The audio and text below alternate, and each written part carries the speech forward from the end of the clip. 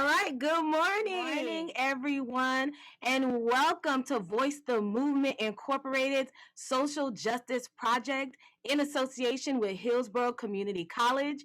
My name is Ivy Box, and I am the founder of Voice the Movement Incorporated.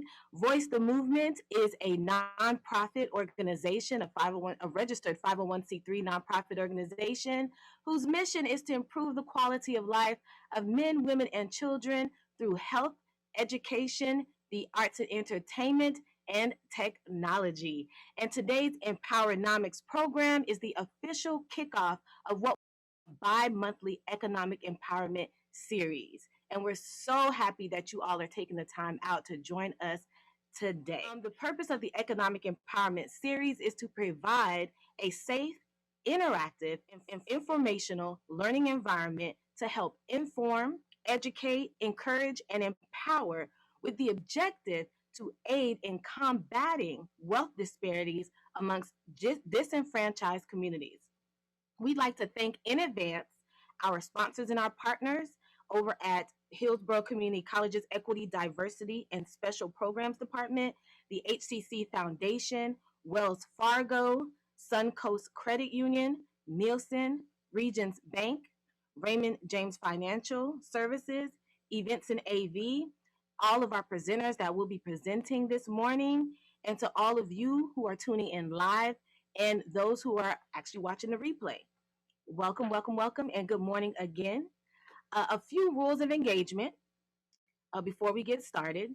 First, feel free to add your questions to the chat box. Post your questions on Facebook, Instagram, Twitter using the hashtag VTM EMPOWER-Nomics and HCC Social Justice. So the two hashtags to use when you're posting your questions on any of the social media platforms is VTM EMPOWER-Nomics and HCC Social Justice. Okay?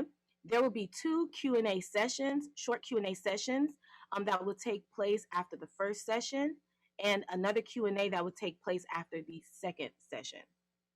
Any of the questions that we do not get to today, we will answer those questions and get the answers to you later, okay? So you can email those questions after the program if you have additional questions at info@voicethemovement.org. That's info@voicethemovement.org. All right, so without any further ado, we'd like to kick off today's program with a special greeting from the president of Hillsborough Community College, Dr. Ken Atwater. Dr. Ken Atwater became the 7th president of Hillsborough Community College, HCC, in 2010. Founded in 1968, HCC is currently the 5th largest community college in Florida's state college system. HCC's former students contribute more than $1.3 billion in added income and economic impact to Hillsborough County. Dr. Atwater, who earned his PhD from Southern Illinois University and Master's and Bachelor of Science degrees from Murray State University, is also the chair of the foundation of the Tampa Hillsborough Economic Development Corporation and serves on the board of directors of the National Association for Community College Entrepreneurship, NACCE, and the Jameis Winston Dream Forever Foundation. He also served as the co-chair of the Hillsborough County Economic Recovery Task Force's Reemployment Work Group and the American Association of Community Colleges Apprenticeship Task Force. Ladies and gentlemen, greetings from Dr. Ken Atwater. Hello, I am Dr. Ken Atwater, president of Hillsborough Community College. And on behalf of both HCC and the Tampa Bay Economic Development Council, I am delighted to welcome the attendees of the Quality of Life Social Justice EMPOWER-Nomics workshop. The topic of reducing income disparity is critically important for communities across this country, and higher education is one of the keys, especially in today's dynamic knowledge-based economy. As president of HCC, I've seen firsthand the life-changing experience of our students many of whom are the first in their family to attend college. They've had to overcome many barriers, everything from finance to work-life balance and societal pressures, and yet they still are successful. By breaking the cycle of poverty in our underserved population, we're not only improving the quality of life for those individuals, but also for their families and for generations to come. In addition, we are improving the quality of life for our communities through improved health, a reduction in crime, and increasing tax revenues. So your attendance at today's workshops signifies your commitment towards addressing this issue. This work is important, and HCC is proud to stand by you as part of the solution. I hope you have a productive workshop, and I thank you for your participation.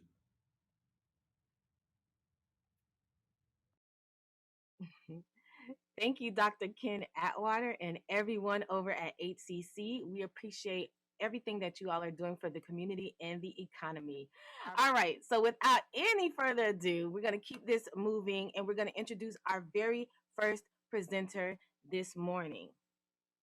Joining us all the way from Los Angeles, California, Ingrid Seraphin Guzman is an entity manager for the real estate brokerage company Genesis Capital, a subsidiary of Goldman Sachs. Ingrid serves as the anti-money laundering specialist for high net worth clients. Prior to her work with Genesis Capital, she ran her own consulting company, founded a successful female investment group called Money Mondays, and studied international business law in Paris, France. She completed her Juris Doctorate in 2011 from the Thomas M. Cooley School of Law and has since become a well respected figure in the commercial real estate and compliance industry as a consultant and legal advisor. And might I add, she is also on the board of Voice the Movement Incorporated. Ladies and gentlemen, please welcome Ingrid Seraphin Guzman on Affirming Your Relationship with Money. So thank you, Ivy, for allowing me to join your program. You always do like the best programs, and I am so grateful. Yes, it's early for me. I am up pretty early on the West Coast, but I wouldn't want to be doing anything else because this is such an important topic. And thank you for everyone who woke up on the East Coast on a Saturday, willing to invest in your future. This is such important work for our community. Unfortunately, sometimes we'll prioritize other things, and finances are the root of moving forward in our community. So that being said, I am here to kind of give us the affirmations and put us in a place of receiving all of the information that's going to come today. So what I did was I created a couple affirmations, and I want to share them with you, just centering us in our relationship with our finances. So I will read those off, and then I'll give you a little bit more information on where they come from and why I think this is important. And I think we'll be able to actually send this list out to you, possibly. No promises, but just to start off, I affirm that I am a person of wealth. I affirm that I'm capable of bringing miraculous transformation to my financial situation. I affirm there are infinite possibilities for my financial success, and I see them all clearly and I achieve them easily. I affirm that I am a money magnet and nothing can stop business opportunities from coming to me. I affirm my ability to control, direct, and manage vast amounts of money. I affirm that I am expanding into the energy of abundance. I affirm that abundance is finding its way to my door every single day. I affirm my internal magnificence is powerful and I am magnificent with money. So those are a couple of them that I chose from my financial books. Um, when I started Money Mondays a couple years ago, it was important that we not just study money or study investing, but that we study our relationship with money, what barriers we have. I grew up in a world where my parents were very strict on you have to make a lot, make a lot, make a lot. Do whatever you do, make sure you're making a lot of money. But I didn't understand till later on that making money was different from understanding what to do with money. that's one of the reasons why in here you see I will know how to control, direct, and manage. That was important for me. How do I take $10 and make it into 15 and 20? What was lending like? What's financing like? What's loaning out money look like? How am I supposed to return it? And when should I get it back? So those type of things I didn't understand till later on. And it's not until I started Money Mondays and I had to sit down and study it every Monday at a specific point in time that I started to that I really started to make advances financially. So that's a little bit about my story. I will say a little bit about the fact that at 18 years old, I would come home or come to my dorm, and Ivy actually started this whole affirmation thing. She was a brilliant young woman and still is a brilliant woman today. But I would come home and Ivy would be in the dorm room saying things like, money coming to me now, with conviction and very certain about herself and certain about her future. So I learned a lot of this from her, and I just want to thank her for putting that in me at a young age. So now I have my own information and kind of circle back, and I brought it to this presentation. So I just want to say thank you again. I hope this was helpful, and we will try our best to get that out to you. One more quote before I go. One that I find very, very helpful to me is that it's not a lack of resources, but often a lack of resourcefulness with what we already have. So those are my affirmations for this morning. I am wishing everyone financial success and an openness to all the information that we have today. Thank you. All right. Thank you. Thank you so much for that, Ingrid. Those affirmations are amazing. We wanted to make sure that we set the mood. Like they say in church, set the atmosphere. We want to receive our financial blessings. So affirmations really do help. And look, what the story that Ingrid told, money coming to me now. If you say that with conviction, if you say your affirmations, those things actually work. I know some people don't believe in that. They might think it's, mumbo jumbo, whatever, but those actually work. There's been a couple of times where I've said it and I've gotten a phone call and got a check on the way. All right. Thanks again, Ingrid, all the way from the West Coast. I can always count on her. Our next presenter, I'm super excited to introduce her because she works with Regions Bank and they are going to be one of our partners moving forward. Her name is Maria Fashoro. Maria Fashoro is currently a branch manager for Regions Bank with over 20 years in financial services experience. Maria has worked for several other financial institutions before working for Regions Bank. Some of the other roles that she has worked in range from managing branches in consumer banking to supporting commercial banking clients and investment relationships. Ladies and gentlemen, please welcome Maria Fashoro on Cash Flow to Your Financial Goals. Well, so let's get started. Thank you so much for having me. So I want to talk today about cash flow and the connection that cash flow makes to, achieving your financial goals. I do have on the screen the handout for today. So the first thing that we have right there on this handout, and the first thing for us to do is just to make sure that you identify what are your financial goals, and you can have many different type of long-term financial goals like retirement or financing college for a kid, or a big purchase like a new house. And then the second step is organizing them in short term, medium term, and then long term. Anything that you're going to or you plan to achieve within the year will be your short term, or some people do set long term goals that are way longer than 5 years, like retirement or college. If financing college, if your kids are in kindergarten, that may not be something that happened until 18 years later. But the third step is to educate yourself. So of course, today's seminar is the entire day that you guys are going to be spending together. Embrace the movement it's a step towards that. But there are also other personal financial finance websites, blogs, magazines, different things, different resources. And we are going to give you some information about some resources that regions provide for yourself as well. And then, of course, you want to evaluate your progress.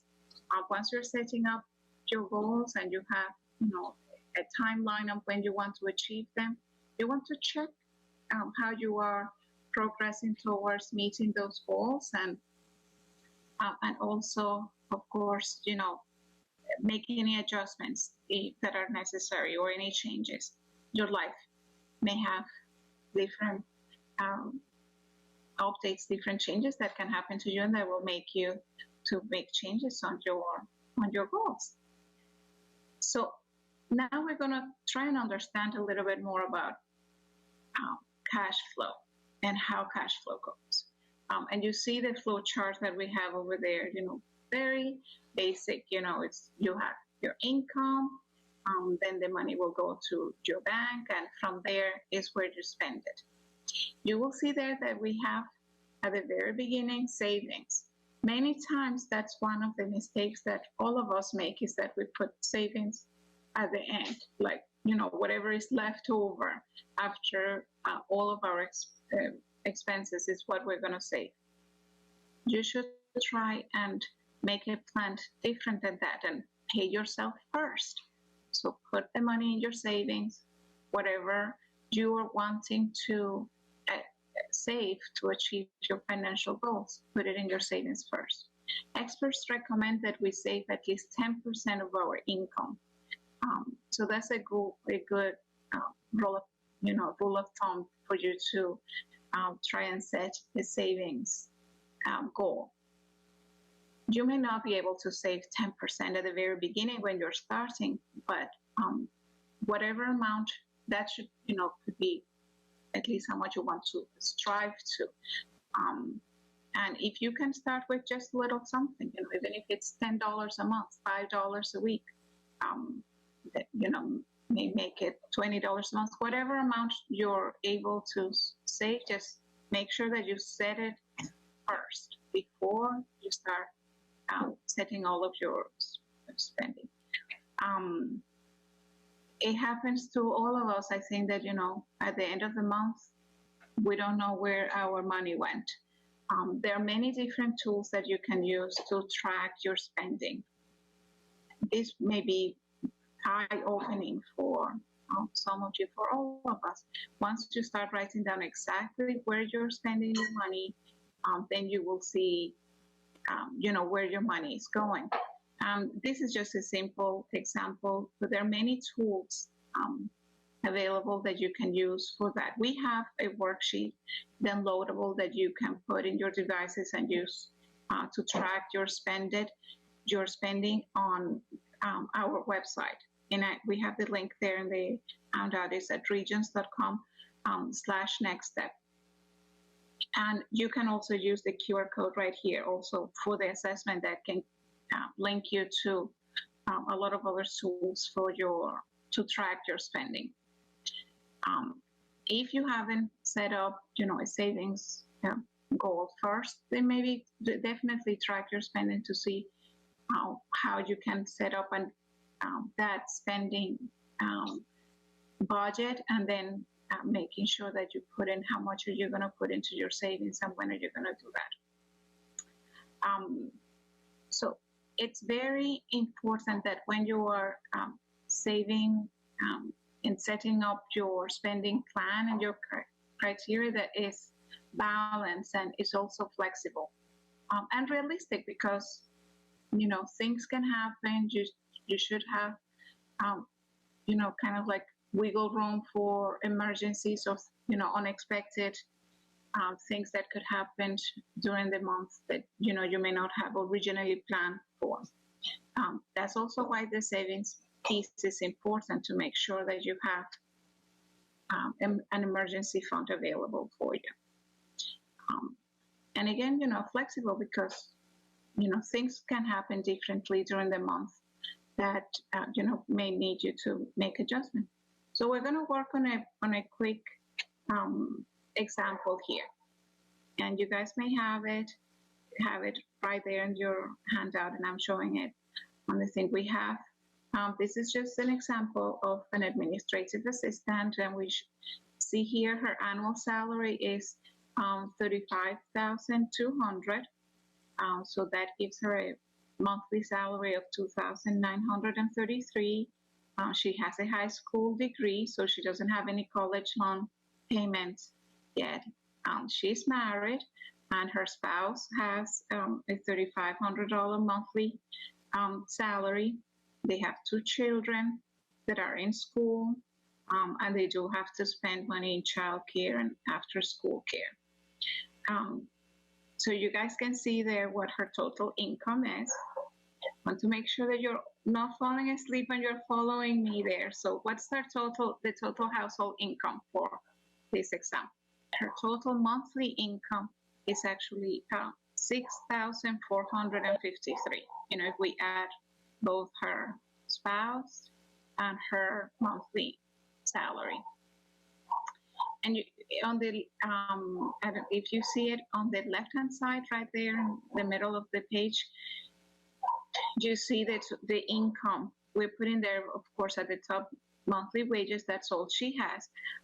But people may have different type of income also, like self-employment income.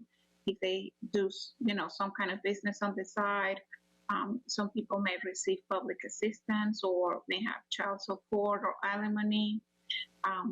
Some people have interest income from savings or investments. In her case, we have a $20 interest in dividends income that she's making. Or it could be also, some people have Social Security income also, or another type of income that anybody receives. So that's how we come up to her total income of $6,453.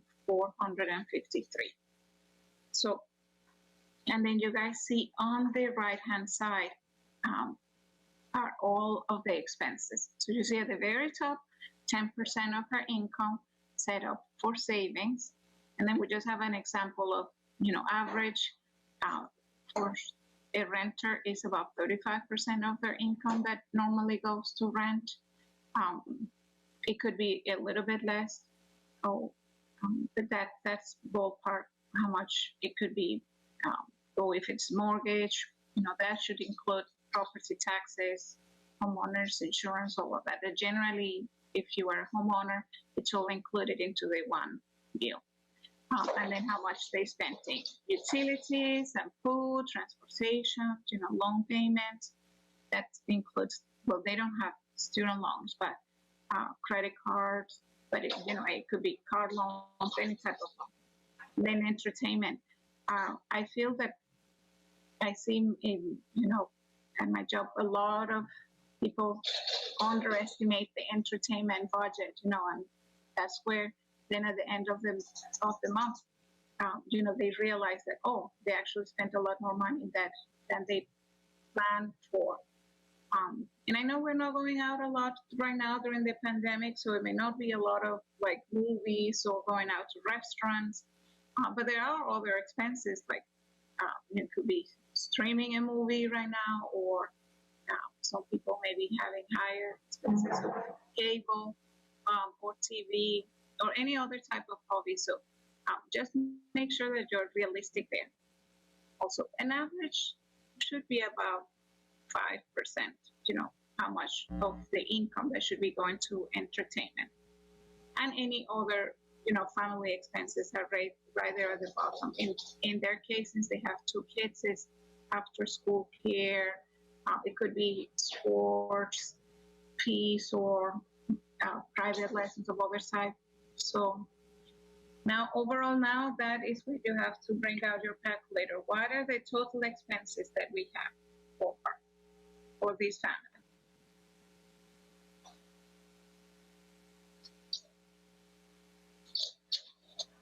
You guys got what the total expenses are?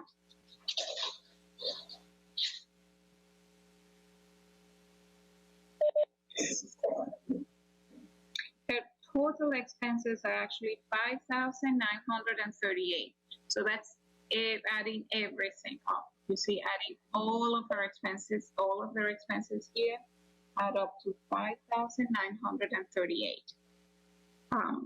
So how much the ending balance is will be, this total, which is 5,938 minus the total income here that we have 6,453. So at the end, they have their balance is 515. That's how much they have left over after. Okay, so that's money that they could use towards funding one of their financial goals. It could be, like I said, maybe planning a large purchase like a home or a car, or maybe retirement, or funding the college education of those two kids that they have. As I was saying at the beginning, for the part of educating yourself, we have a lot of other resources available for you. We have articles that give you different advice, and they're targeted to specific topics. So if there's a financial goal that you are working towards, we have articles that can give you information about that particular topic. We also have other courses that you can take on your own at your own pace. And here on regions.com/learns, they're like really short webinars that you can take on your own whenever you're available. And here's where I mentioned that we have many different type of worksheets that can help you to plan your goals. One that we have there is to help you track your cash flow, like I was showing earlier. So definitely visit that. That will help you. We also have educational podcasts. They're quick and easy. You can download it on this website also, and then listen to it maybe in the car, or on your way home, or whenever maybe you're waiting at the doctor's appointment or any other things. You can just listen to it on your own. And again, those podcasts are specific to different topics. So if there is something in particular that you're working towards, you can use all of the resources towards that particular topic. Like, it could be on buying or financing college education. We also have a lot of interactive calculators that can be very helpful in our calculator library. Like there's some that help you, for example, if you're planning to buy a home, that can help you tell you how much of a home can you afford. You can plug in there your income and your current debt, and then it tells you how much of a home you can afford. There are some other calculators that can help you see if you want to consolidate debt or pay off debt. That gives you different tools and just calculators for you to have an idea. How much car can you afford also? We also have a really great educational games for kids, actually, for grades from kindergarten to 8th grade, that are really very helpful. We use this whenever we make presentations to school also, to help kids get information and get educated about finances and how to use the bank. And they're really quick, easy math activities that you can use with kids. There are a few more things also that we wanted to cover today. We do have several more tips also, particularly right now during the pandemic. We do have financial guidance to help you during COVID-19, and different resources that are available in the community on this website also. And we also have, this is a very nice family-friendly budget that can help you if you are, raising a family, if you have small children in your household. And we have also, this part here is targeted towards high school and college students. So to help them at that age, the students are already beginning to have, sometimes they have part-time jobs, they have their own bank account. So it's really to educate them and help them, you know, being set up for success in their future in their banking experience. And we have also different tips here, you know, if you're for different type of goals, financial goals that you may have, if it's funding your next vacation or funding the holidays, or starting a business also. So holidays are ones that particularly many times can throw the budget, you know, out of what your original plans were. You know, so Christmas comes and then we spend a lot more than we planned to. So thank you again for spending some time with me. As I said before, you know, you can make an appointment with a Regions banker if you want more individualized help, and there is my contact information right there. Thank you, Maria. For you all that probably joined a little bit later, we're going to open up our Q&A session. So for this first half, if you all do have questions, please put them in the chat. We did receive some questions in advance as well that we will be asking Maria and Ingrid. But I do want to thank Maria, and like I mentioned in the beginning, this is the kickoff to Voice the Movement's EMPOWER-Nomics bi-monthly series, economic empowerment series.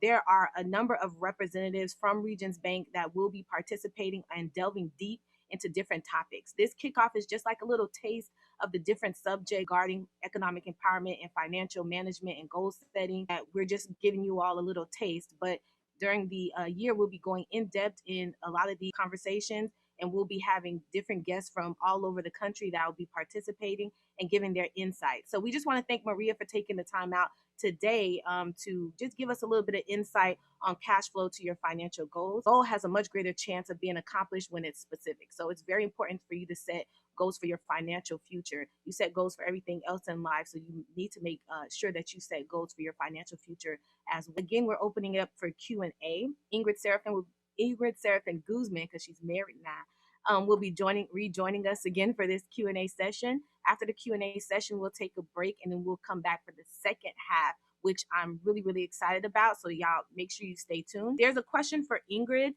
In your opinion, what are some of the most common misconceptions about people and their relationship with money? So as a consultant, one of the biggest misconceptions I saw with small businesses was this trying to be the product all the time instead of managing the product, and thinking that the more I produce, the better my business will be, and the more I'll grow as a business, as opposed to saying I need to be the head of the product, which means I need to market it, budget it, control it, and manage the financial aspects of the product, not always being the product. So for example, my mother has had a barbershop for a very long time. And in her mind, the best way to make money was to be there making the actual money. And so when I work with small businesses, I'm always trying to emphasize the fact that you being there to make the money is great. You are the product at that time. That's great. You can definitely make money and do very well at that point. But when you're able to actually step back and manage the product, which is if the product is the service of providing a haircut, you can have another person there making that product for you, doing that service for you. Your job, if you really are owning and trying to grow, is to learn how to manage the money that comes in. Where do we need to invest it in marketing? Where do we need to improve our product? How do we make it different from every other barber shop? So the misconception that I see a lot of the time is thinking that having a good product is enough. So that's where I would say. I like that. Thank you, Ingrid. What are some tips that people can use to make themselves more attractive to banks when it comes to obtaining bank loans? Definitely keeping track of your expenses and having an emergency savings set up helps you. We do have a different seminar for credit and, how to keep track of your credit score. But I will say, one of the biggest part, and I see that you are going to be talking to somebody about credit probably after the break also, but one of the biggest impacts to your credit score is credit history, like payment history. So definitely pay your bills on time. If you don't have any bills, like if you don't have a credit card or a loan, there are ways that you can set up, your first credit card, even if it's saving secure credit card, and really give it time to make sure that you have a good, like you show history of paying on time. Thank you for that, Maria. You're welcome. Okay, perfect. Thank you. This other question is for Ingrid. One of the questions was, what books or other materials did you read to prepare yourself for Money Mondays or to get in a positive money mindset? I think there are about 3 books that come to mind. The first one I would say is a book called Ink Yourself, INC period yourself. And the title is How to Profit by Setting Up Your Own Corporation. And that one was written by Judith McGowan. So any books that can guide you, like I said, towards situations where you are learning how to manage, control, and operate vast amounts. I wanted to learn how to operate larger than what I had at the time. So another book I would say that connects the spiritual with the finances is a book by Marianne Williamson called The Law of Divine Compensation. And in that book, it kind of helps you understand that what you put out is very important because it's going to equal what comes back to you. So expecting that you're going to put out a horrible product but make huge returns is kind of silly. I thought that was a great book, and some of the affirmations came from that too. Dave Ramsey has a lot of great books that I like, and I'll leave you with the last one, which was by Tony Robbins, and it's called Money, Master the Game, 7 Simple Steps to Financial Freedom. So I will say it really doesn't matter what books you start off with. What matters is that you take the time to educate yourself. Like take it just like you did college courses or any other very important endeavor, not just a passive thing. Well, oh, the money will come, or the situation's just gonna pop off by itself. I took it like I needed to learn, and it had to be like a course type learning. So the right books will come to you, but those are the 3 that I like the best. Okay, perfect. I think that's actually a good spot to end the first session. Any of the other questions, like I mentioned before, if you do have additional questions for Maria and Ingrid, please email them to info@voicethemovement.org. That's info@voicethemovement.org. Due to time, we want to keep the program moving, and we want to move into our break so that we can kick off our next session, which will be on business credit, investing, and generational wealth. So you don't want to miss that. I want to thank Ingrid and Maria again for taking the time out to share their wisdom and their knowledge, and for participating in our EMPOWER-Nomics workshop in association with Hillsborough Community College. And we're so excited that you all took the time out to be with us this morning, and we wish y'all the best of luck, and we will be hearing from you all again soon. I just wanted to close out this first session. We're going to go into a 5-minute break, just a 5-minute break, so you can stretch, get a snack, drink, get something to drink, and join us right back here in 5 minutes. All right? For our session number 2. Thank you.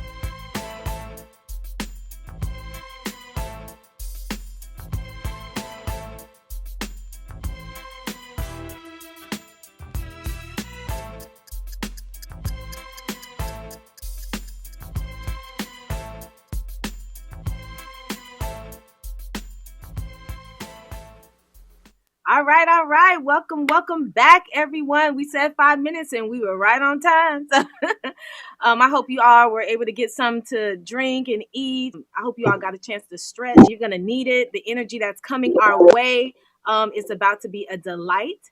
So I don't want to hold you all up.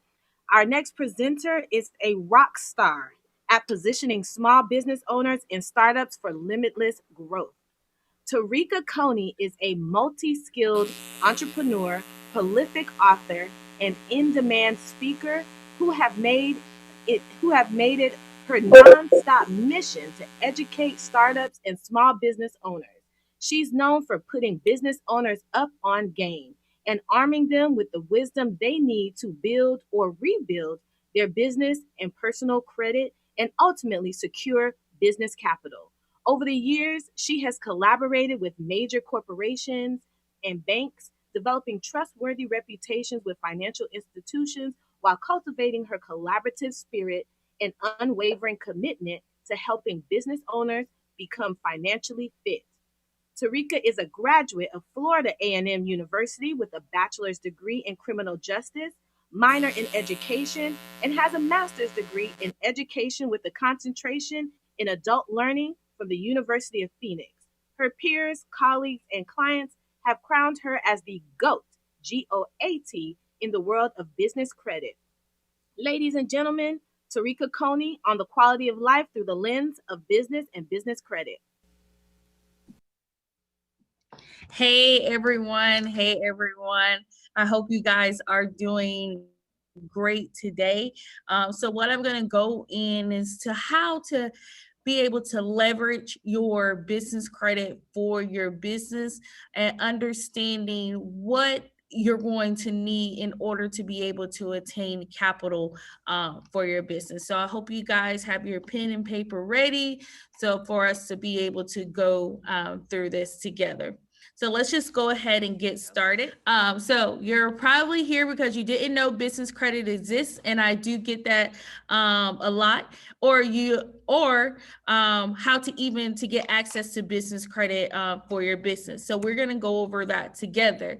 So in this webinar, the things that will be covered is what is business credit, why you need business credit, the difference between business credit and personal credit, formalizing and the foundation of business credit, and who are the business credit bureaus. So we'll be covering all of that information together. So make sure that you leave here with the understanding. If you didn't know about business credit before, hopefully you'll leave here knowing a little bit more and being educated and see how that you can actually be able to help your business grow in your sector. So who is Tareka? Thank you so much for the introduction, but this is a little bit about me. I'm the CEO of the Certified Business Credit Professional course. It's a 6-week course to actually teach people in the financial industry exactly what I do so that they can go out and impact their community.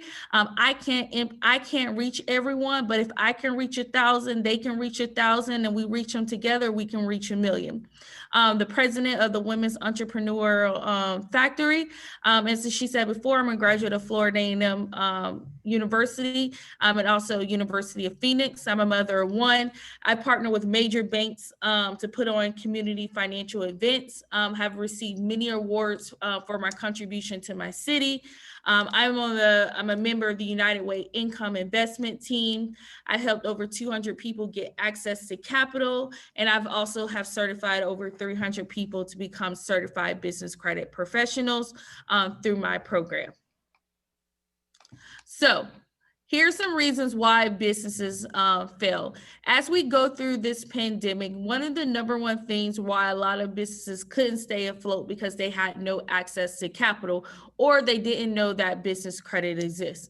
So here are some key things. It could be no capital, business location, lack of proper planning. Planning is so important in your business. You should make sure that you are planning things in your business. No website at all. Not knowing why you started the business. Did you start the business because you really wanted to start the business, or did you start the business because social media is pressuring people to move into entrepreneurship? So it's really good to know your why you're starting that business. And also poor money management. Are you managing the funds of your business correctly for you to be able to get more access to capital to be able to grow your business? So what is business credit? Well, the SBA defines business credit as a loan or a line of credit that a company extends to one company to another to buy goods and services. I would define business credit as capital that can save your business from failing, because essentially that's what it is. Capital for your business is the lifeline of your business. You can only go so far using your personal funds to build your business before you're going to need to get additional capital for your business in order for it to grow. That's either going through the traditional banking route, that's either going through alternative financing, that's either going through crowdfunding, getting money from peers and friends, or just saving up the money to be able to launch your business. So capital is the forefront of your business in order for your business to be able to survive. Thankfully that we have a lot of resources that are available currently right now to help keep these businesses afloat during this time. So business credit, if you want to think about business credit is attained in the business name and not in the owner's name. With business credit, the business builds its own credit profile, it is credit score, and you're using your EIN. You're also going to be using your Dun and making sure you have your Dun and Bradstreet number, making sure that you have your Equifax ID, making sure that you have your Experian BIN number, as they would call it, making sure that you're utilizing and growing your FICO SBSS score, what the SBA uses to pre-screen your company in order to be able to get loans. In most cases, when it comes to business credit, your personal credit does not matter because they operate off of two separate systems. Your personal credit is going to operate off of your SSN. Your business credit is going to operate off of your EIN and then all the other numbers that I listed before.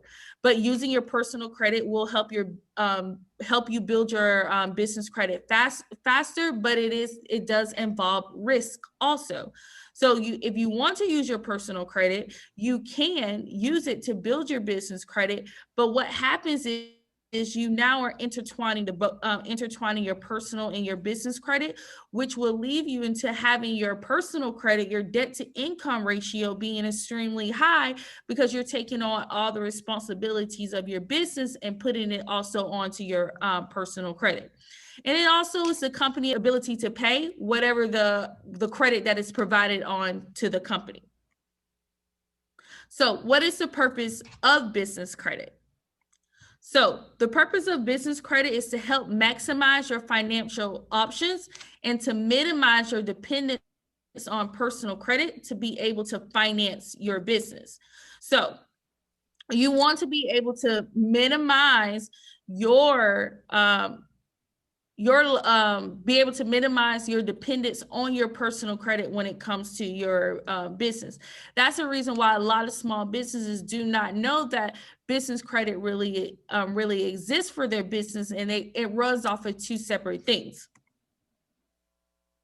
So then when we get into it, well, how does these two different things operate differently? With your personal credit, you're going to be backed by the FCRA, the FCDPA, let me make sure I said that correctly. You're going to be backed by those adverse actions with your personal credit. On the business credit side, it's not that much as federally regulated as it is on the personal credit side, simply because there's not a lot of companies that have business credit. So they really haven't came up with a lot of rules and regulation as they've done it for personal credit.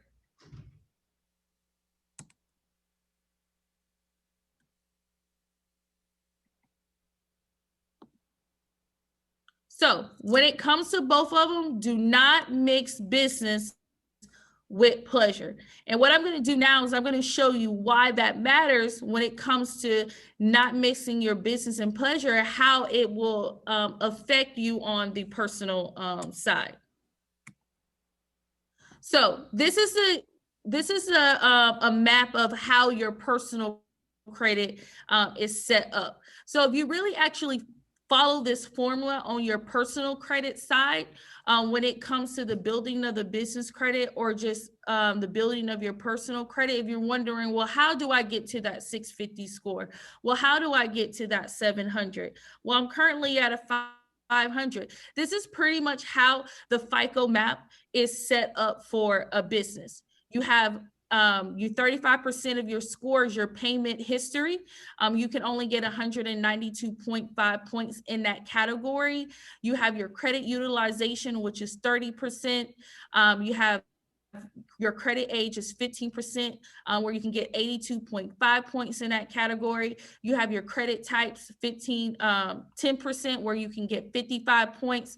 And then you have your credit inquiries, also 10% of your score, where you can maximize that category and getting 55 points in that category when it comes to the building of your personal credit.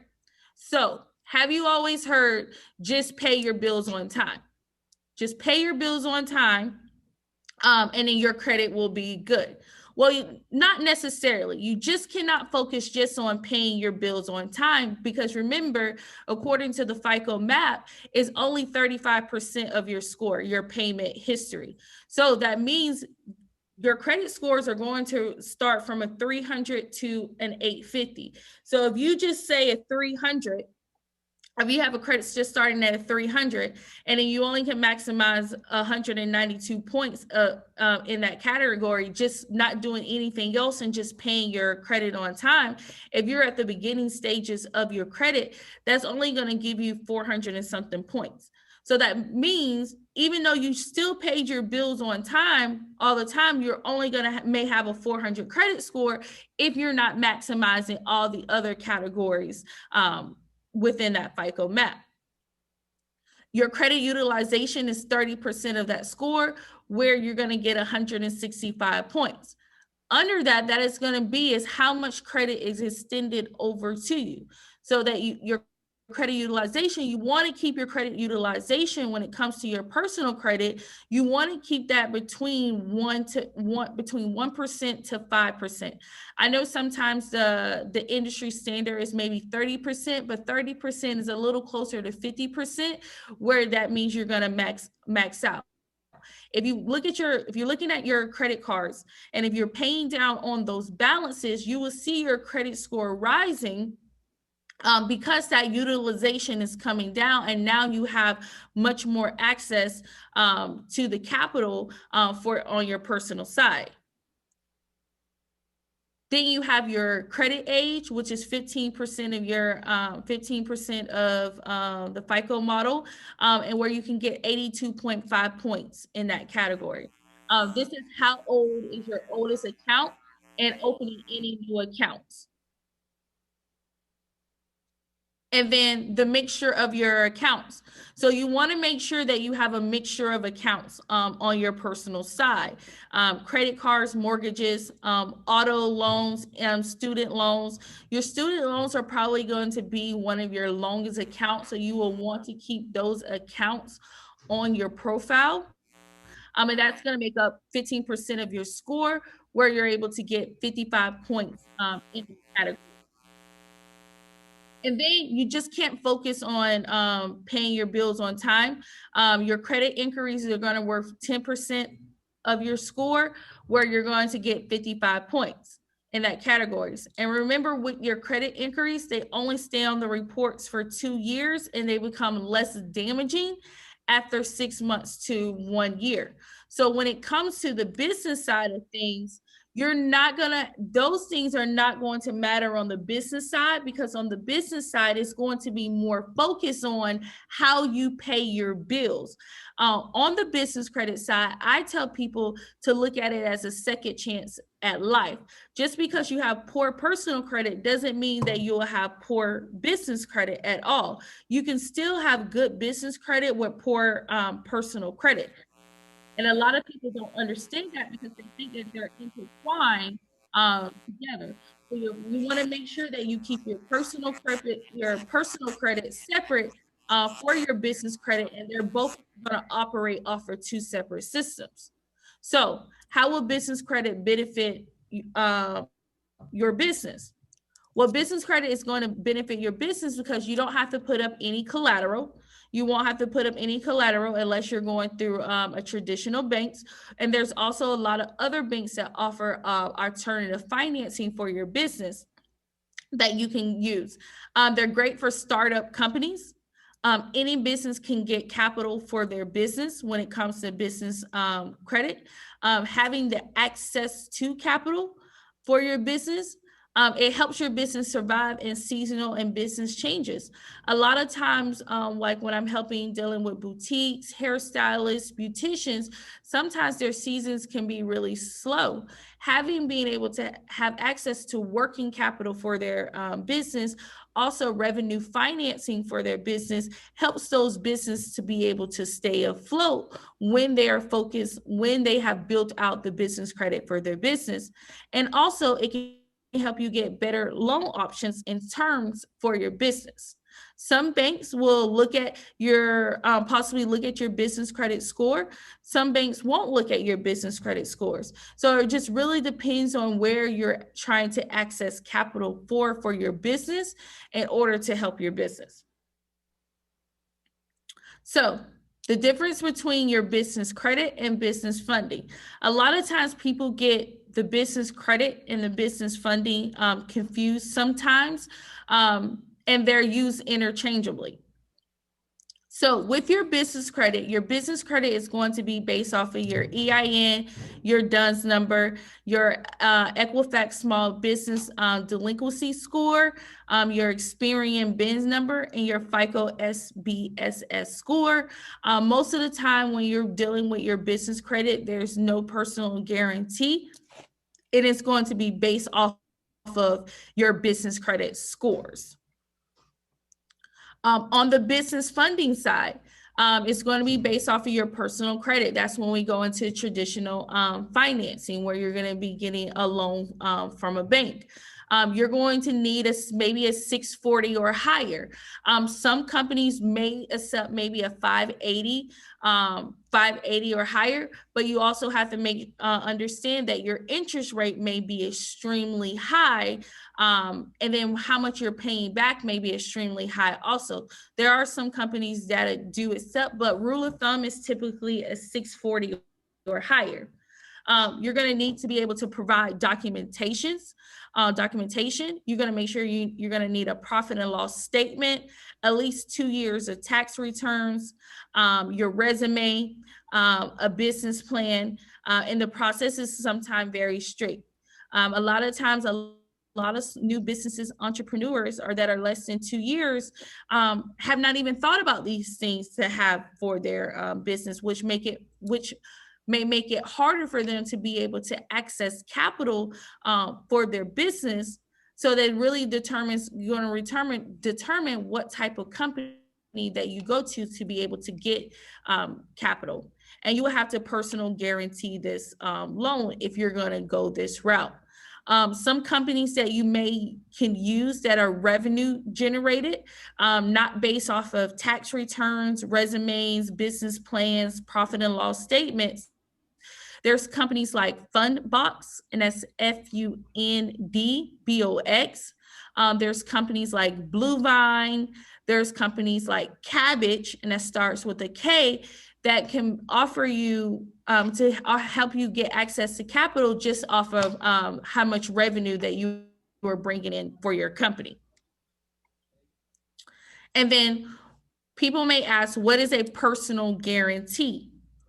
Well, what a personal guarantee is, a personal guarantee makes you a co-signer for your business card or a small business loan. So like Bluevine, there's companies like Cabbage, and that starts with a K, that can offer you to help you get access to capital just off of how much revenue that you are bringing in for your company. And then people may ask, what is a personal guarantee?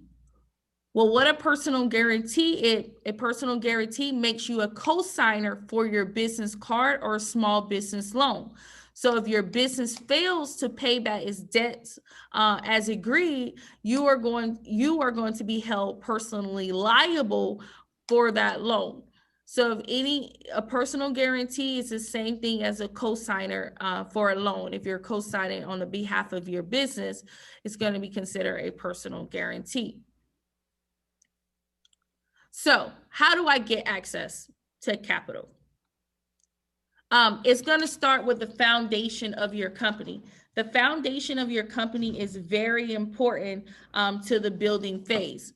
One of your most important documents is going to be your Secretary of State when you are building the foundation of your company. That is going to be are you going to be an INC, or are you going to be an LLC, are typically two of the most popular type of entities. You have your articles of incorporation, you have your articles of organization. A fictitious name is not going to be considered a legal entity. And a fictitious name also can be considered a DBA. It's not considered a legal entity. You're going to want to file with your Secretary of State. Your Secretary of State is where all your business information is going to be held. Each state has their own Secretary of State. You can just type in Google Secretary of State. In the state of Florida, you have the sunbiz.org, where you can look up your business documents on there. And that's sometimes what banks are going to use to verify that you are a real business. So your DUNS number. Your DUNS number is a 9-digit identifier for business. It's typically was used to do business with the government. Sometimes lenders will want to pull your Dun & Bradstreet or your D&B report to see if you have any companies, what they call as business vendors, reporting to your business credit bureau, which generates you a paydex score. And most of the time you're going to need a 80 or higher to be considered a good score. So they'll pull your paydex score, but you can't get a paydex score until you have a DUNS number. So this is what they're using this is something that you're going to need for your business, is a DUNS number. And you can just go to, you can really just type in Google if you don't know your DUNS number, or if you don't know if your business have a DUNS number, you can just go type into Google. You can type in D&B lookup.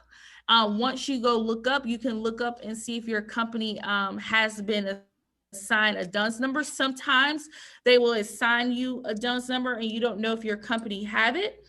Sometimes you may have to request a DUNS number for your business, and it typically takes about 15 to 30 days for that DUNS number.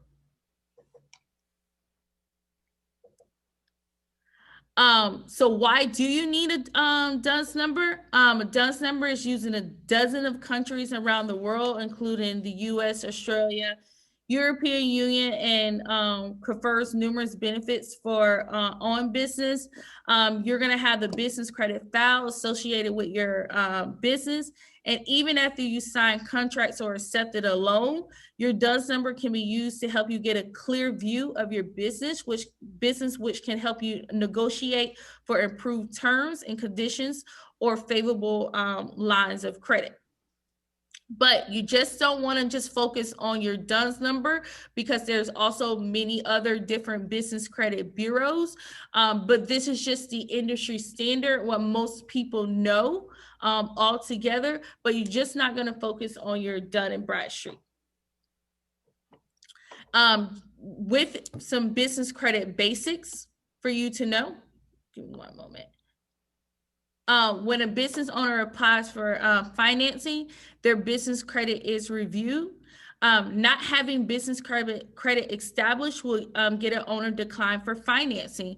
A lot of people saw this when the SBA had first rolled out the EIDL loan, that a lot of businesses were getting denied because of their personal credit, and they were getting denied of the business credit also before they lacked some of the terms that were available to business owners. So you can still have a failing business credit score even though your business credit is not established. There's no regulations that requires that lenders notify the business owners for the reason of denial. So most never know that they have been denied for a business loan. A lot of times I see small businesses that have been in business 5 to 10 years. They just think that they can just walk into a bank and say, hey, I've been in business 5 to 10 years. I have about, I don't know, $50,000 in cash. Can I get a business loan? Most of the time, a banker is probably going to look at you and say, that's good. You have some stability, but what about this, and that? So what about profit and loss statements? What about your tax returns? What about that information before we're able to offer you this loan? Most of the time, banks want to know, how are you going to be able to repay this money back? We need to see a track record of you being able to repay this loan. You can't think you're just going to go into the bank and they're just going to give you just $1 million loan for you being in business for 10 years. That's not going to happen. You have to have these simple business credit basics together in order for you to be able to get approved for a loan.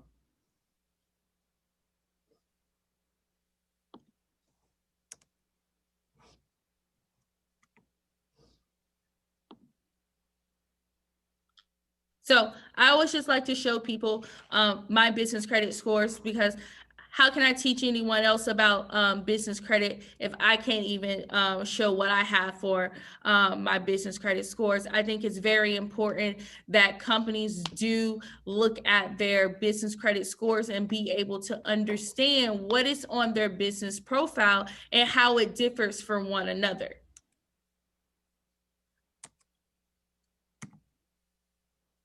So remember, business credit is public information. Any company can pull your business credit scores. Anybody can look at your information. That is a reason why it's very important for you to be able to understand and know what is on your profile. You're making sure that all your information is business information and not personal information. You have to remember, you are running a business. You shouldn't have any personal information on there. If you do, I'm going to show you ways that you can get that information removed. So that means with your business profile, that means anyone can see your payment history, anyone can see your high credit limits, your employees and revenues, past payment performances, and much more. Anyone can see that. If someone's pulling your business information, that's either a lender is going to do it, or maybe they have ill intent, because those reports are very expensive. Very expensive. Not an average person is just going to say, hey, let me go look up this company, because the systems to use to pull that information are very expensive. And even if you got the reports, it's just so much information, you really wouldn't even know what you're reading on the report if you didn't know what you're looking for. So how to build the business credit that's not linked to your EIN. So with your business credit building, a business started building a brand new credit profile, much is the same as a consumer. The business starts with no credit profile at all. The business gives proof for new credit that reports to the business credit reporting agencies. The business uses the credit and bills and pays the bills timely. The positive business credit profile is then established. And as the business continues using the credit and pays the bills on timely, you're going to qualify for more credit. So your business name is important. Is your business name high risk? Does your business tell what you do? Sometimes by our business names, before we even get to the lender's table, we can be already disqualified. So you want to be conscious on what is your business name and does your business tell what you do. Choosing a corporate entity. Did you choose the correct entity? Are you a sole proprietor, an LLC, a limited liability company, or a corporation? Or have you transitioned from an LLC to an S Corp, or a C Corp to an S Corp? Have you done those things in your business? I always tell people when they're choosing their corporate entity, do not choose it based off of what other people are doing. Choose it based off of what you're going to be doing in your business. I always tell people to seek out a CPA or accountant, because they maybe can guide you into explaining to you what corporate entity will be best for your business when it comes to the tax purposes for your business. A sole proprietor, if you don't know, a sole proprietor is someone who owns an unincorporated business. This is one of the riskiest forms of business, and you will have to personal guarantee everything, and there's no protections for your assets at all. A lot of times when we're starting our business as a hobby, a lot of times we're starting off as a sole proprietor. From that point on, we want to make sure that we are as our business grow, our changing our legal entity should grow also. You should no longer be treating your business as a hobby and running it like a corporation. And that's how you're going to be able to transition. With an LLC, it's called a limited liability company. I'm not going to go so deep into it because there's so much stuff that can go into LLCs. There's so many different types of LLCs. This is why I tell people to get with someone that is very knowledgeable about limited liability companies, LLCs, to make sure what business structure is really going to work for your business and what you're going to need for your own business.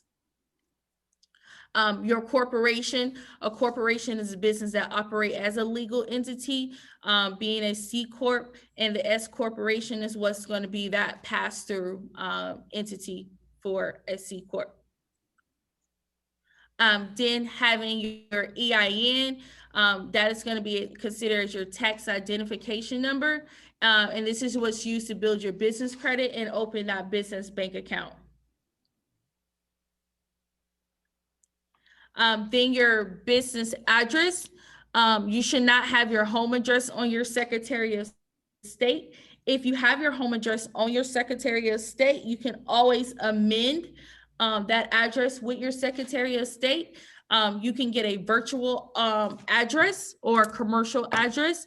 You do not want to use a P.O. box, UPS, FedEx, iPostal can get you declined for obtaining capital, because sometimes those addresses are shared with other businesses, and the address needs to be deliverable. You want to make sure that you are in 411. 411, not anybody can just get into 411. You actually have to have a business to be listed in 411. So with you being listed in 411, it gives you the credibility for your business. Your phone number is highly recommend. Remember that you are running a business. You want to make sure that you have an 800 number or a toll-free number. Any variation of 800 is going to be really good. No cell phone number can be used as your main line. If you do have a cell phone number as your business, you can give that to your consumers, but you can use when you're putting on your paperwork and stuff, you want to use an 800 number. And you also want to make sure you use a fax. Your website is going to provide credibility. Your website is going to provide credibility for your business. Not having a company website can hurt your chances to be able to attain business credit. Once again, you remember that you are running a legit business, and sometimes alternative financing or banks want to look at and see, what are you doing? Is this business legit? And they may want to look at your website and make sure that you don't fall into those high-risk industries. And then your email, you want to make sure that you have a professional email. No Yahoo, no Gmail, no AOL. You want to make sure that your emails may be customer service at yourcompany.com, your name at yourcompanyname.com, support at yourcompanyname.com. Your email is very important. An email service probably costs no more than maybe $9 to $10 a month. It will make your company look so credible instead of having at Gmail, at Hotmail, at AOL. So you want to make sure that you invest in an email address for your company. Having a business bank account is important. As we're going through this pandemic and funding is available to a lot of companies, a lot of companies lost out on funding to be able to keep their business alive because they didn't have a business bank account. You need to have a business bank account, and it is very vital to the success of your company.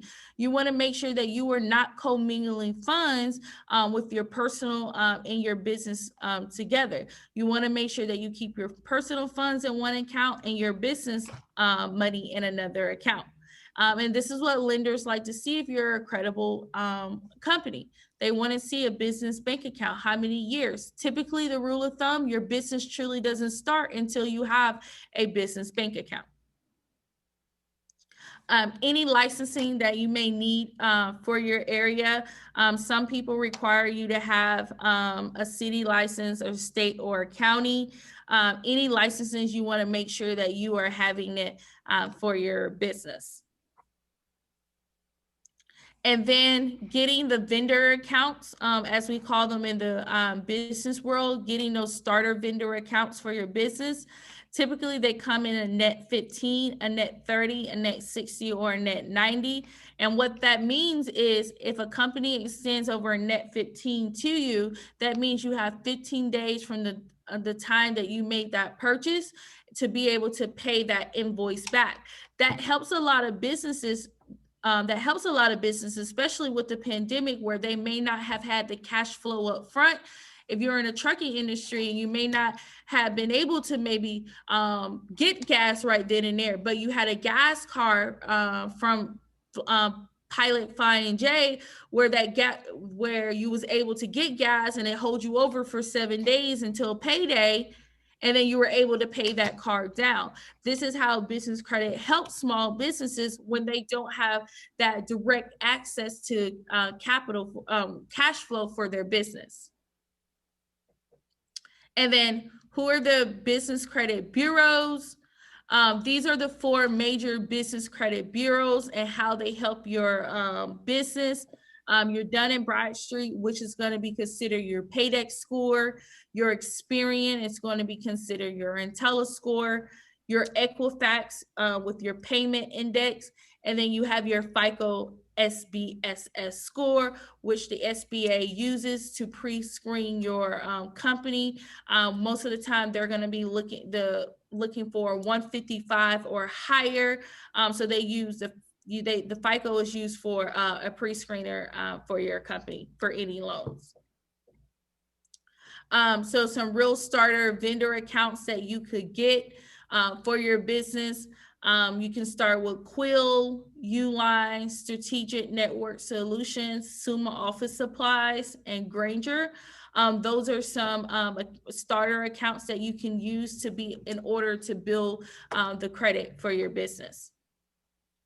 And then this is just some accomplishments with me within our company have helped other people get access to capital to be able to grow their business. So I always like to show what we offer at our company and how we help other companies be able to get access to capital.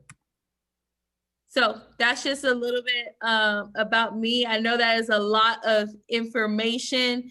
and not enough time to go through it. So I wanted to make sure that I stayed on time and within my time. If you have any questions or anything, you can always reach out to me, and I can always help you do a deep dive of your business. Thank you so much, Tareka. That was so much information, a lot of knowledge in that presentation, and we definitely need to do another session where we actually go deeper and dive in deep, because that was a lot of information, and I wish we had more time to spend with you. But again, you all, she did leave her contact information. If you would like to reach out to her, please don't hesitate. She is very knowledgeable. I'm setting up an appointment with you too, so but thank you so much. We will have a Q&A session, hopefully time permits, after our next presenter. That will conclude our program. Again, thank you, Tareka. I'm going to introduce our next presenter, Preston Duppins. Preston Duppins has been serving in the financial services industry and providing financial education and services for nearly 30 years. He joined Raymond James in 2019 as a financial advisor to the business community. Mr. Duppins works with business owners to evaluate, develop, and implement retirement plan solutions and executive compensation strategies customized to their specific objectives. Prior to his financial services career, Mr. Duppins served in the United States Air Force, where he achieved the rank of sergeant and received numerous awards. Thank you for your service. Preston attended Atlantic Christian College, where he majored in business administration and played on the basketball team. Mr. Duppins, a devoted husband, father, and grandfather, currently serves on the board of the Minnesota Black Chamber of Commerce and various external community-based committees and task forces as a civic and professional leader. Ladies and gentlemen, Preston Duppins on investing in your financial future and wealth building. Thank you, Ms. Ivy. So as I mentioned, financial advisor here with Raymond James. I wanted to put my contact information at the beginning of this. I always tell everybody before I speak to an audience that, when we're talking about financial matters, we're talking about, in this particular setting, we're talking two topics. We're going to end up talking about one being wealth, but if you don't have a financial advisor, if you don't have someone that you can reach out to and speak with, my information is on screen, so you do now. So if anybody has any questions for me, please jot down my telephone number. That's directly to my cell. My email address, email me anything that you need, any questions that you have, and I'd be more than happy to go over those with you. Ivy mentioned a little bit about my background, born and raised in Maryland, a business major, a little basketball many years ago when I was a little skinnier, a little bit of time in the military. Spent 30 years in the financial services industry. I started providing financial education and, of course, segued over into wealth management, which is what I've been doing for quite a while. I always tell people in reference to what I do as a financial advisor, I always go back to my military days. I was an aircraft mechanic. And as an aircraft mechanic, we're working on, airplanes and that sort of thing. And so that whole pilot sort of analogy is one of the things that I like to utilize when talking about, what we do as financial advisors. When you think about flying, there's fundamentally three things you want to do. You want to take off and land safely, you want to get to your destination, and you want to get there on time. So that's fundamentally what we do as financial advisors. We help you get to your financial destination on time safely. Just like an airplane, we don't control, just like a pilot, we don't control the weather. We don't control, whether the coronavirus is going to hit and cause the markets to fall or anything of that nature. But if we're doing our jobs correctly, just like an airplane in the air, you don't fly in a straight line. You're always course correcting. You're always adjusting for the wind, altitude, things of that nature. So if we're doing our job correctly, that's fundamentally what we do as financial advisors. Just want to go into the topics that I want to address with you guys today. Two topics Ivy asked me to touch on. One was wealth and subsequently the distribution of wealth, and the other is investing. And when we're talking about wealth, I thought it would be good maybe to just go back and make sure everyone has the same definition of what wealth is. Talk a little bit about where wealth is, and meaning how it's distributed, and then go into talking about investing. And again, I talk about the four pillars of wealth management, because if we're talking about building wealth, investing is only one of those pillars that we need to focus on. So going into, most importantly, why is it important? I think in everything you do, you have to have a good why. When I was putting together this slide, I had to pause for a moment because the one thing that you realize when it comes to money, when it comes to building wealth, that it's very personal. Your why around what you do, why you do. The speaker before me was talking about building credit and building your business. Everybody has their own why. Some do it for financial freedom. Some do it for greater opportunities, options for them and their family. I started out building my business to have more time. Found out I was actually spending more time in my business. But then you also think about things that affect us, as an African American community. Again, going into COVID-19, one of the reasons that African Americans were dying at a higher clip. One of the reasons that this pandemic is affecting us more than others has to do with healthcare, access to healthcare, or access to the quality of healthcare, which comes down to dollars and cents as well. So again, that's one of the things that's important. Greater access to higher education. Obviously, the better the education, the better the job in most cases, which then leads into more opportunity for you. And then last thing that I think is important that I wanted to put up there is just helping others. As African Americans, we take on a larger burden for our families. A lot of us are first generation college students, first generations maybe to be at a point where we have enough in assets or in wealth to actually take care of those we love. So helping others is also something that matters. So wealth defined, it's getting down to the basic definition. My wife is an accounting manager, so she drilled this into me. Wealth, or its equivalent, which is net worth, equals assets minus liabilities. It's about what you own versus what you owe. That gets down to what you truly own, or your net worth, if you will, which is your wealth. I thought about an analogy. If you have $10,000 and you owe me $5,000, then you have $5,000 because I want my money. But that's the fundamental definition of wealth. You have to subtract. If you own a car, you have to look at the mortgage on it. If you own a house, you have to subtract the mortgage on it to really get down to what you actually owe. And then as you move forward from defining wealth, you also have to understand where it is and how it's distributed. And obviously the distribution of wealth, when you think about how it's distributed, is the definition it's the economic distribution of ownership of the assets in society.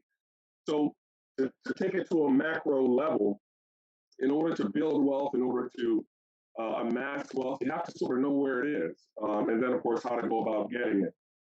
So when we think of where's wealth, found this nice, lovely color-coded picture in terms of where wealth is. And though we have issues here in the United States, so everyone, if you think about what happened over the course of the last several months with the Capitol and all this sort of thing, the fact of the matter is the United States is still the wealthiest country out there. 29% of the world's wealth is located here within the United States, which is a lot. You also factor in that we're only 4% of the population. It just kind of defines that we're a very wealthy country. So we're so blessed to be in a country where we have the opportunity to build wealth. I don't speak Chinese, I don't speak Japanese. And so in terms of building wealth, we're in the right place to do so. When you think again, drilling down into wealth, this gets into the distribution of wealth within the United States. And when you look at the chart that I have here, the net worth, top 1% own 37% of our country's net worth. Next 4% own 28%, next 5, 12%, the next 10, 12%. So really 90% of the net worth, that's including houses, real estate, everything of that nature, is owned by 20% of the population. That's significant. You see the chart there, 80% of the 80% are left with the remaining 11% of net worth within the country. Same thing when it comes to just financial numbers, the distribution of wealth, 43%, top 1% own 43%, next 4% own 30%, next 5%, 12%, next 10%, 10%. So 95% of the wealth, which is 5% more, again, is owned by 20% of the population. So that kind of tells you that there's not left for the rest of us. So we got to do a very good job of managing our assets, managing our liabilities, and also creating wealth within the things that we're doing. And we're going to get into investing and things of that nature as we move forward. So again, just drilling down, it's Black History Month, and it's good to understand where we are as a diaspora here in the United States. At 171,000, the net worth of a typical white family is 10 times that of a Black family. We're someplace between 15 to 17,000. The charts that I included here, it shows the disparity between Black and Hispanic cultures in reference to our white counterparts, but it also shows, if you look at the chart on the right, it kind of shows where, when we're 18 to 34, we're really not that far behind when it comes to wealth. But the gap widens as we get older. And we start to wonder why that gap gets wider. And I think that's the thing that we want to talk about as we talk about building wealth, as we talk about, how to go about it. Because it's just not one area of wealth that we want to focus on. One of the major areas, and this particular chart looks at the median net worth, of course, by household income and percentile. So it takes each percentile of income. So we're not overly behind if you look at the different percentiles in terms of how much income we're making in reference to our counterparts. But you see the tremendous disparity in wealth as you move into that top 1%. And of course, the chart says it. The slide says the issue. High and middle income white families have so much more wealth than Black families, primarily because they are leaving more in inheritance than we are. We're simply not passing wealth on. And that accounts for, as you can see, one of the major areas more than any other socioeconomic indicator as for why we don't have wealth within our community. And so when we think about building wealth, it is just not going out, earning an income, putting money away, investing that money. But then we also look at how you're leaving that money to your heirs, what was left to you. We're in this era right now where more wealth is going to transfer from one generation to the next than any other time in the history of America. The baby boomers are starting to retire. That money is going to be transferring. So we need to make sure that as our parents are beginning to transition, to move on, to pass on, that we have things in place to make sure that their estates are being passed to us as children, to grandchildren in the proper manner. And that's one of those indicators of wealth that I want to talk about. And Ivy, if I go over, I apologize. If you need me to a hard stop, please just let me know. So when we talk about wealth, there's four pillars of wealth that we need to focus on as individuals. Investments, as you can see, is only one area of that. Investments talks about your asset management, retirement planning, 401ks, and of course, generational wealth management. The other side of it, one of the areas where we can leave wealth to our heirs is we call it risk management, which is basically insurance. Making sure that you have life and health insurance, if you don't have any type of 401k or anything of that nature, we can put money into an annuity that's going to give you income in retirement, and that can also pass on to your heirs. One of the things we also have to take into consideration, this pandemic, again, being another one of those indicators that a lot of things that happen to us in life, most of us are not going to die. Most of us are going to live, but we're going to live with illness, especially in our community, African American community. We're talking about diabetes, kidney failure, dialysis, heart failure, things of that nature that hit us at a higher clip than others. So having insurance set aside for those things. I often talk about my father who had Alzheimer's, and I had an uncle who had Alzheimer's. And because my father didn't have long-term care many years ago, we had to begin looking at how we were going to care for my father if my mother was not able to keep him at home with her. But in order for us to put him into a nursing home, they actually attached the assets of the spouse, and they look back 5 years. So you would have had to have put those assets in my mother's name 5 years ago. in order for them not to attach her assets. They would have taken half of her money in order to cover the cost of any type of care for my father. Whereas my uncle, he had long-term care, and he was able to his wife or his spouse was able to provide for his long-term care because he had insurance in place to take care of it, so it didn't dip into her assets. So risk management, again, is one of those areas that we need to focus on in reference to building wealth and leaving wealth. The other side, people don't think about banking and credit. The prior speaker talked about business credit, how you access business credit. One of the ways that we, or that I as a financial advisor, help people access business credit, instead of, if you don't have the ability to borrow sometimes, or you don't want to borrow, we also have things like secured-based lending that we can provide, where if you have assets with us, we can actually allow you to take a loan against assets for short-term business needs. I had a client of mine who has to, every now and again, he gets a contract. The contract is, net 30 in terms of how it pays. So he doesn't get paid for 30 days, but he has to hire employees. So he has to cover income short-term, maybe $30,000. Well, we have a security-based line of credit where we can access that line, pay employees, and then when he gets that money back on that contract, he can put that money back into the line, or pay it back to himself, basically. It also allows for typically the security-based lines that we allow people to have low interest rate, 4%, typically, I think last time I looked. And if your assets are still invested, one of the things it does, it allows your assets to remain invested. So if your assets are generating a return of 6-7%, and you have a secured-based loan that you have to pay maybe a 4% return on for access to that line of credit, you're still netting 2-3% in terms of a return. So your money is still growing for you while you're actually utilizing that line of credit.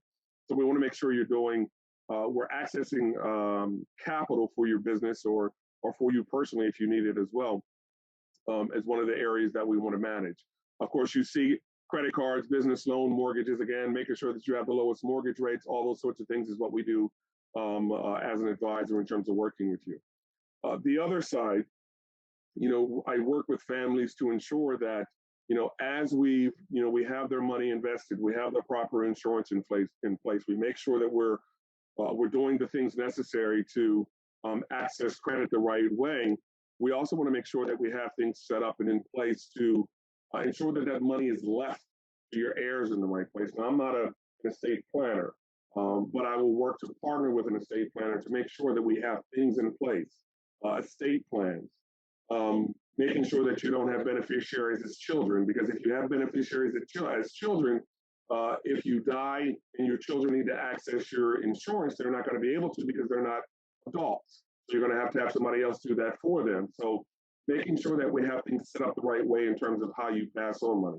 We don't want your estate to go through probate where you're going to have lawyer fees and the state's going to take their piece of the pie. We want to make sure those assets pass and those assets pass to heirs without anybody else dipping their hand in that pie. So that's how we build wealth. The focus today on investing. I just recently read a survey that was done by Arrow Schwab of Black investors. 55% of Black Americans versus 71% of white Americans reported stock market investments. So we are substantially behind in terms of how much we're putting into the market.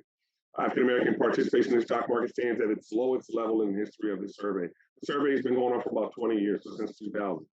So you would think we would be doing better, but in essence, we're actually doing worse when it comes to us as a diaspora. Compounded over time, this means that middle-class Black Americans will have less money saved for retirement and less wealth to pass on to the next generation as compared to our white peers. The good news, young Black Americans are doing better. 63% under the age of 40 are now participating in the stock market, which is equal to our white counterparts. So the young people are getting it. They're starting to invest. And of course, you see new investors. There's 3 times as many new Black investors as white investors, 15% as compared to 5%. So we're getting in.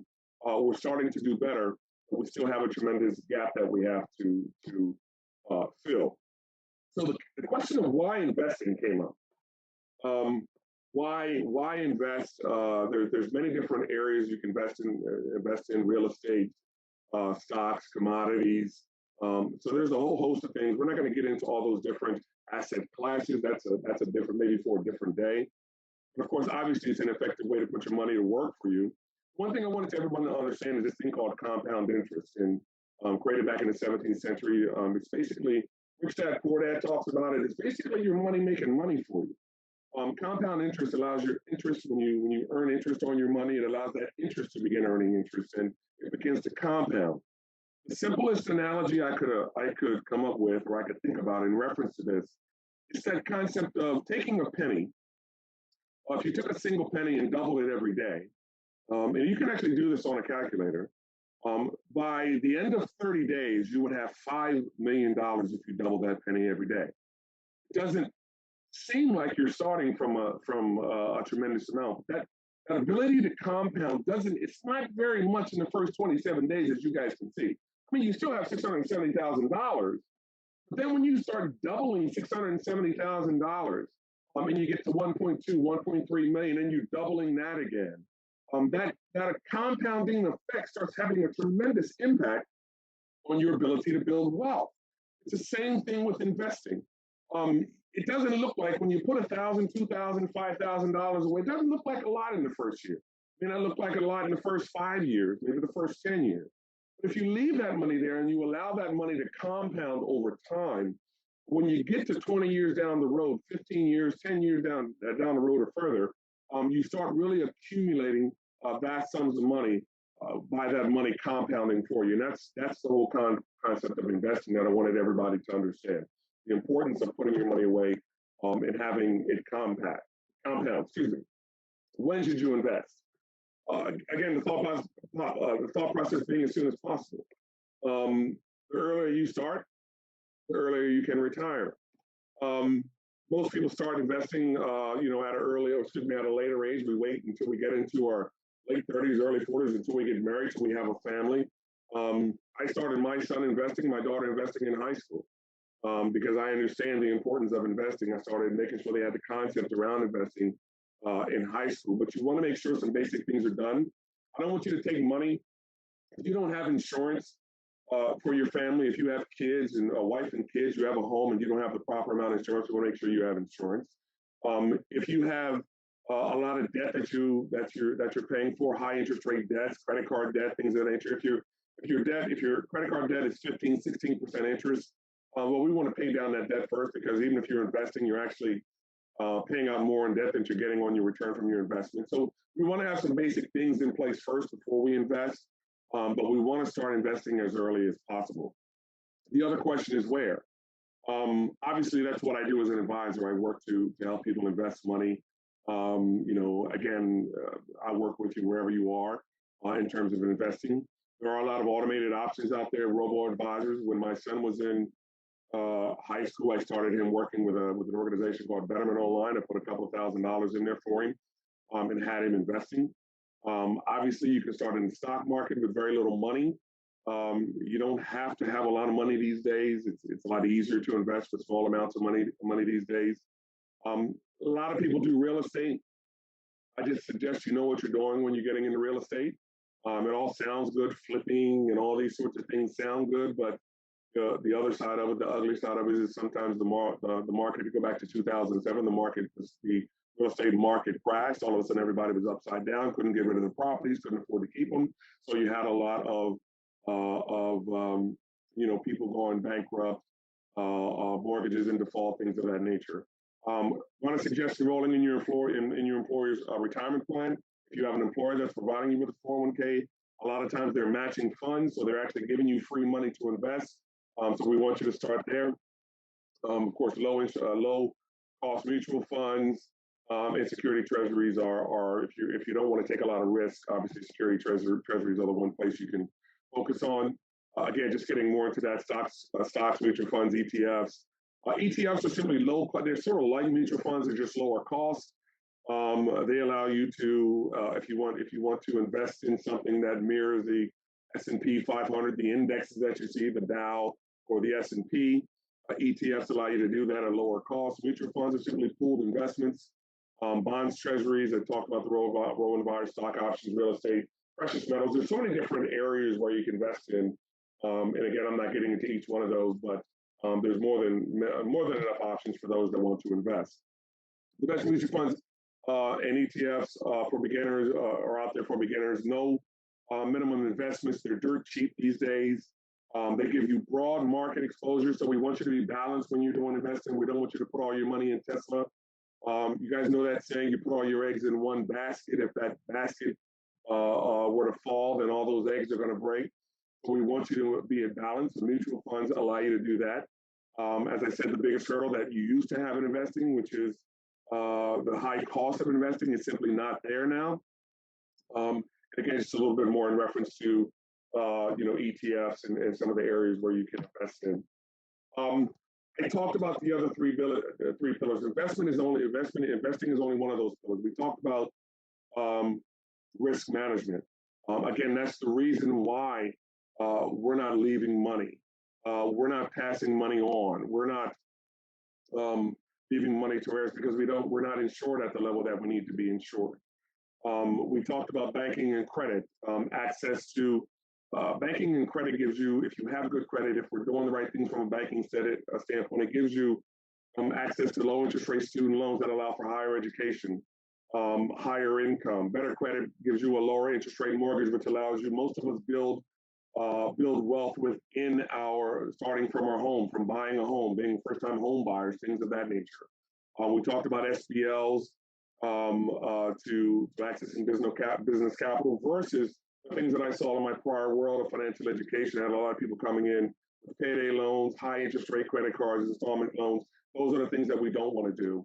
And of course, the last thing being estate planning. Awesome. Thank you so much, Preston. And clearly, again, like I mentioned before, this is just a taste. We need to have a full session just on this information alone because it's such an important topic, especially for people in our community. We do need to understand investing, making our money work for us instead of us working for our money, and to transfer our wealth and create generational wealth. So this is a very important topic, and I'm so glad that you took the time out of your busy schedule to join us and to share your knowledge with us. He left his contact information. Feel free to contact him. If you have questions specifically for Preston, you can contact him directly or email us at info@voicethemovement.org. That's info@voicethemovement.org. I'd like to give a special thank you once again to Hillsborough Community College's Equity, Diversity, and Special Programs Department, HCC Foundation, Wells Fargo, Suncoast Credit Union, Nielsen, Regions Bank, Raymond James Financial, Events and AV, and all of the amazing presenters that we had today, and all of you that stayed tuned and those who will be watching the replay. I also want to give a special thank you to Dr. Samuel Lamar Wright, Cheryl Gonzalez, Susie Holly, Nella Banks, Antoine Jones, Josie Box, and the board of Voice the Movement Incorporated. Remember, our next EMPOWER-Nomics program will take place on April 24th. This is a bi-monthly EMPOWER-Nomics series that will be taking place for the duration of 2021. The next one is April 24th. We have some great speakers that will be speaking at that as well. Just stay tuned at voicethemovement.org for more information. Again, thank you all so much for joining us this Saturday, and we hope that you learned a lot. And here's to, a better, more empowering financial future for us all. Money cometh to me now. Bye.